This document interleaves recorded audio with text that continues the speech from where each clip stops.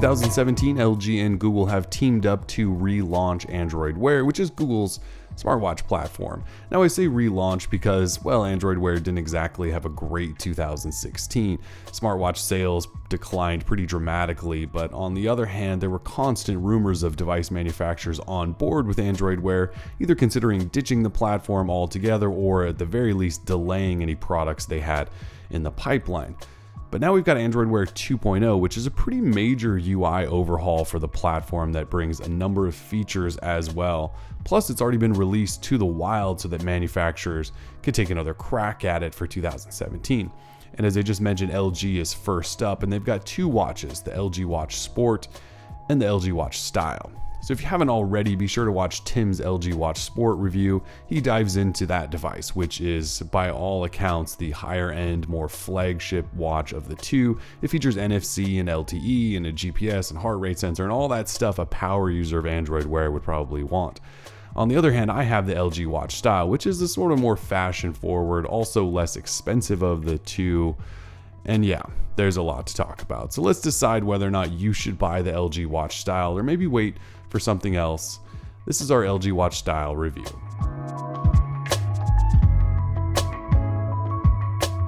On paper, the LG Watch Style checks some boxes, but not all of them.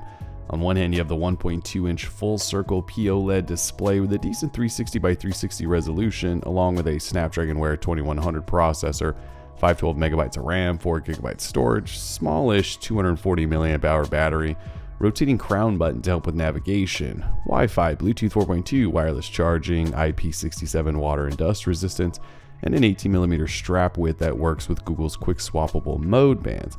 You also get a nicely sized 42mm stainless steel case that is just 10.8mm thick, weighs only 46 grams, and comes in silver, titanium, or rose gold. But on the other hand, the watch doesn't feature NFC, so you can't make Android Pay payments with it, one of the key new features of Android Wear 2.0. It's not a sport watch on any level, so that means it doesn't have GPS or a heart rate sensor.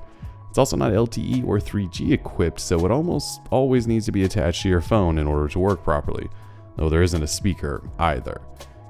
In a way, it's not really much of an improvement over previous generation Android Wear devices. It's not doing anything new or highlighting any new capabilities, which is a bit odd as one of two devices designed in part with Google to show off the capabilities of Android Wear 2.0. I will say that the LG Watch Style is a decent smartwatch overall in the simplest terms. It looks nice for the most part, at least to me, because it carries a classic or simple design that isn't doing anything extra. It's small enough and thin enough to sit nicely on your wrist, plus with its interchangeable bands, you can get the look you prefer in a watch, unlike the Watch Sport that has a permanently attached extra wide band. The performance here is about as good as you could ask for in a smartwatch as well. I don't know if that's some extra magic done by Google as they worked with LG or just the polishing of Android Wear shining through. But when you swipe through cards and Wear, twist the rotating crown, the UI smoothly flips between each screen or reacts to a touch. I've had watches in the past that hiccup almost every time I touch them. The New Balance watch comes to mind actually, but this watch style almost never frustrates me in this department. Battery life has been pretty good too, other than a single outlier day where the watch was completely dead at 5 p.m. with little use. I'm typically taking it off at night with anywhere from 20 to 30% charge remaining, and that's not bad at all. Of course, we'd all like these watches to last 3 or 4 or 15 days, but battery tech just isn't allowing that to happen. Also, the wireless charging is pretty convenient with its included charging pad, and certainly preferred to other watches that charge via plate and those obnoxious little pins. Finally, on a good level, I'm starting to come around to Android Wear 2.0 and its new UI thanks to this watch style. You've got a paginated appearance now instead of the white cards I'm used to, but you'll find more interactions you can make in notifications, a single pull-down shade with all of the right buttons, a keyboard if you need one, access to Google Assistant, and more complex controls over watch faces. Overall, it's taken me some time to get used to it after using the old Android Wear UI for so long, but I'm starting to realize the improvements and can appreciate where Google is taking this. By all means, Android Wear 2.0 is a great improvement over the previous Android Wear versions. Keep in mind, if you want to see the ultimate Android Wear 2.0 overview, be sure to check out Tim's video, which I've dropped below in the description. Still, I don't love the LG watch style. Don't get me wrong, it's a solid Android Wear device, but it's a bit expensive at $250, especially when you talk about its specs list that hardly tops watches like the Huawei watch that are 2 years old at this point. The rotating crown comes off a bit cheap and pushes far too easily for those of us who wear it on our left wrist, causing it to constantly open Google Assistant when you don't want it to.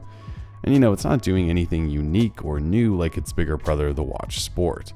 For it being 2017 and LG and Google looking to light up the Android Wear skies again, this watch should, at the very least, have NFC on board. NFC payments on watches are supposed to be the next big thing, yet this watch lacks the technology to do so. I don't necessarily need a GPS, heart rate monitor, and LTE in a watch, but NFC missing I just really don't get. And last, this watch just doesn't feel that premium. My silver model came with a genuine leather wrist strap, but it feels cheap, almost as if it's half plastic and will shred after 6 months of use of taking it on and off. The upper half of the case is stainless steel as well, but the bottom is a plastic shell for wireless charging that leaves a lot to be desired. In the end, the LG watch style leaves a mark as a watch that runs really well, also sits incredibly on the wrist, and maybe only has slightly over single-day battery life. Unfortunately, it lacks the 2017 features we expect from a 2017 watch. It also feels a little cheap and looks a little cheap on wrist. And then finally, at $250, it's hardly justified at that price, especially knowing that watches that are a couple of years old seemingly match it spec for spec. In my opinion, the LG watch style is a pretty easy pass, and that's mostly just knowing that it's missing a couple of key features, but also that there's a wave of Android Wear 2.0 watches coming in the very near future.